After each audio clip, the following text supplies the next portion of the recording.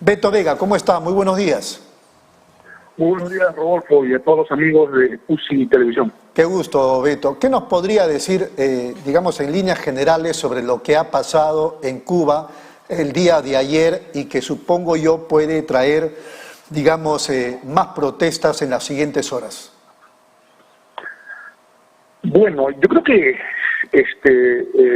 cualquier análisis que hagamos sobre la situación política en Cuba y las repercusiones que hay en el ámbito nacional e internacional respecto a lo que pasa en la isla, tiene que estar también enmarcada dentro del contexto que se ha generado después del triunfo de la revolución y la consolidación. Eso es importante que lo diga, incluso mencionando el tema de la revolución, porque no estamos ni en los 50 ni en los 60, estamos en el 2021. Claro, ¿no? Entonces, después de la consolidación de la revolución y la caracterización ya del régimen como socialista, entonces se ha producido un bloqueo en Cuba, ¿no? O sea, desde 1962... Pero mi pregunta no es por el bloqueo, mi pregunta es por las protestas de ayer, Beto. Claro, no, por eso, para llegar a las protestas, para llegar a lo que ha pasado el 11 de junio, las movilizaciones que hemos visto, el descontento de un sector de la población y la posición que ha tenido el gobierno, no podemos abstraernos de lo que sucede en Cuba, ¿no? De acuerdo, pero las protestas, Beto, las protestas no son contra el bloqueo norteamericano, las protestas son contra el gobierno y la gente reclama cambio, quiere libertad. Claro, ¿por qué le digo esto? ¿No? Y hace muy poco, hace algunos meses, exactamente en el mes de junio, en la reunión de la Asamblea General de las Naciones Unidas, por la vez número 29, fue condenado el bloqueo de Cuba, ¿no? Por la mayoría de países y solamente con la negativa de dos, Estados Unidos e Israel, ¿no? ¿Y qué ha sucedido, no? Yo creo que a partir de la época del señor Donald Trump se han recrudecido las medidas de corte coercitivo unilateral de las sanciones que interpuestas a la isla, y esto ha generado, pues, en esta época de pandemia una afectación directa a los suministros, pues, médicos, los suministros de carácter también industrial, alimentos, ¿no? Y también hemos podido ver que han sido afectadas dos grandes ingresos a la isla, ¿no? El primer ingreso de la isla que tiene, como todos sabemos, es el ingreso del turismo. Por el tema de la pandemia, el turismo ha sido prácticamente reducido a su mínima expresión. Y después, el tema de las remesas. Los Estados Unidos está prohibido prácticamente el ingreso de remesas de Estados Unidos a la isla. Todo esto ha generado, sumado al bloqueo, sumado a todo un proceso también interno, y se han generado y se han desencadenado algunas protestas y algún rechazo. ¿Algunas? ¿Está minimizando usted las protestas de ayer? Porque entiendo que no han sido en una sola zona, en diversas zonas de la isla. Inclusive se hablan de muertos, aunque eso es extraoficial, pero sí hemos visto cómo hasta los periodistas los han golpeado y estaban ensangrentados. Sí, yo creo que no podemos negar que existe, y no solamente por lo que dicen las redes sociales, sino que en cualquier escenario donde surten estas medidas se recrudecen en un ambiente de pandemia, en una crisis también económica, definitivamente van a generarse algunos hechos y algunos actos también de rechazo y de protesta, ¿no? Eso es evidente, eso es claro, nadie se está negando eso, pero lo que yo no me quiero salir es, tal vez, mi querido Rodolfo y amigos de Pulso Informativo, de que son consecuencias de algo, ¿no? Entonces, ¿cuál ha sido realmente después de estas protestas, de la generación de también rechazo de alguna parte de la ciudadanía, de algunas provincias de la isla? Ha sido, pues, ¿Esa gente tiene o no tiene derecho a protestar?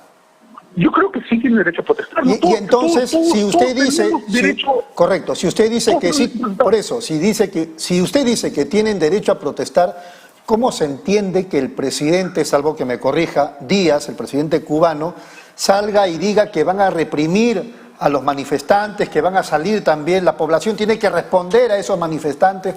Casi está hablando de una guerra civil.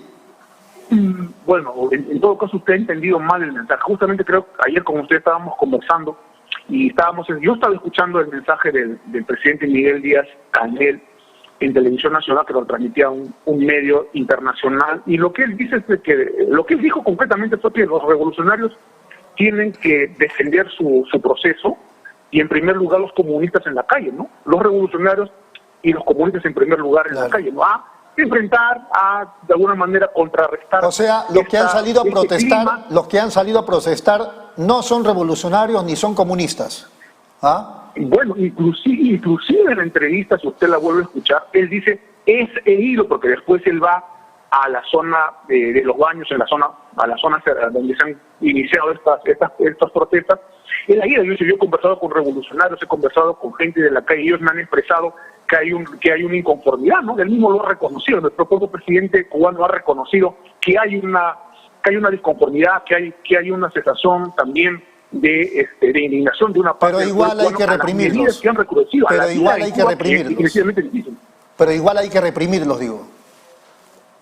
Represión no ha sido la palabra, mi querido Rodolfo, ¿no? Lo que ha sido es que deben estar en las calles los revolucionarios, y en primer lugar los comunistas, para defender su revolución y su proceso, ¿no? Entonces, eso ha sido el mensaje claro. En ningún momento ha planteado una guerra civil, en ningún momento ha planteado un proceso mayor de agresión al pueblo. Yo creo que eso no es tan real, ¿no? Uh-huh. Y lo que hemos visto es cierto también en los medios de comunicación, hemos visto pues la actitud de la policía, ¿no? Pero yo he visto más represión en la avenida Bancay en estos últimos años que lo que ha pasado pues en Cuba el día de ayer, ¿no? Uh-huh.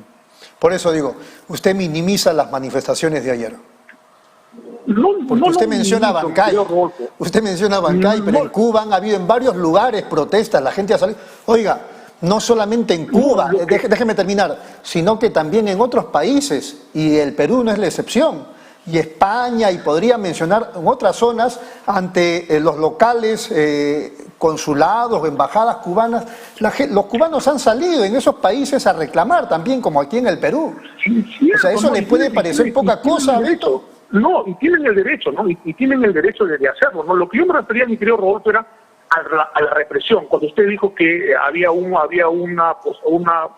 posición de guerra civil, o en todo caso que el presidente Díaz-Canel había tenido una actitud de ese tipo, ¿no? Yo me decía al nivel de represión. Lo que hemos visto en los medios de comunicación, en las redes sociales que se han compartido, cuando ha habido la intervención policial cubana en estas manifestaciones, hemos visto pues que no son a nivel represivo que yo le he palpado en la avenida Bancay en sus últimos 20 años, ¿no?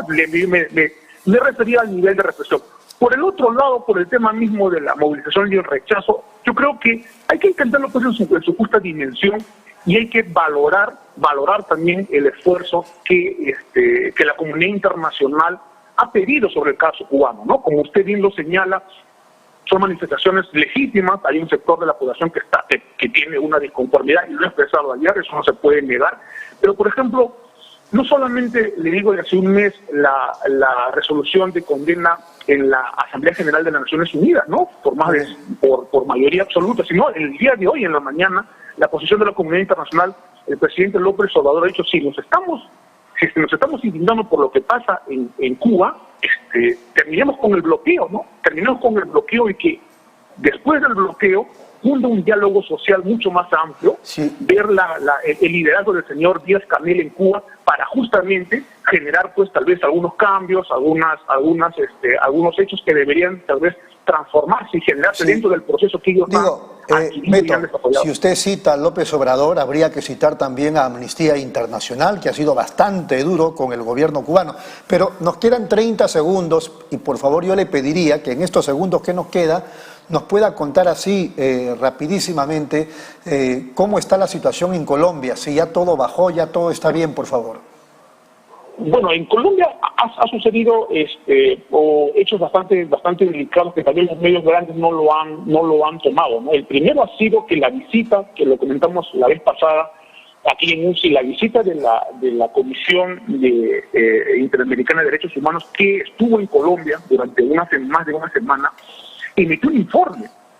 Primero que el gobierno de Duque no lo dejó ingresar. Después que ingresaron, han estado ahí con varias restricciones de parte del gobierno, pero después de eso, hace más o menos ya 20 días, emitió un informe de varias recomendaciones, entre ellos que la policía deje de estar en el Ministerio de las Fuerzas Armadas y pase a ser un ministerio propio, desvinculado de las Fuerzas Armadas, una comisión de seguimiento a los casos, etcétera, etcétera. Y ese informe que ha emitido la Comisión Interamericana de Derechos Humanos ha sido totalmente mal interpretado y no ha sido asumido por el gobierno del señor Duque, que ha rechazado, y él ha dicho que él no va a asumir plenamente estas recomendaciones, y la vicepresidenta de Duque y también canciller de la República también ha dicho que ellos como Estado soberano no están en la necesidad de aplicar las recomendaciones de la Comisión Interamericana de Derechos Humanos. Esto definitivamente marca